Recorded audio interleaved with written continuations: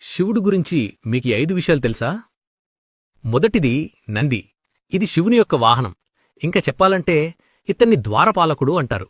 ఎవరైతే కైలాసంలోకి వెళ్లాలనుకుంటారో వారు ఇతని దాటి వెళ్ళాలి.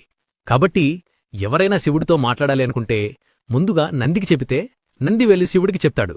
కాబట్టి అందరూ నంది చెవిలో కోరికలు చెబితే నేరుగా శివుడికి చెప్పినట్లే అని అంటారు. రెండోది రుద్రాక్ష. రుద్ర అంటే శివుడు, అక్ష అంటే కన్నులు. అంటే శివుని యొక్క కన్నీళ్ల నుండి ఏర్పడేదే ఈ రుద్రాక్ష.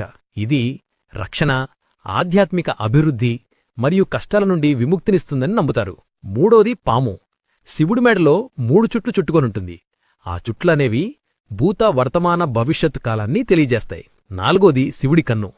ఇది శివుడి యొక్క కోపాన్ని తెలియజేస్తుంది. ఇది తెరిచినప్పుడు ఎదురైన ప్రతిదాన్ని బూడిదిగా మార్చే అగ్ని నేత్రం.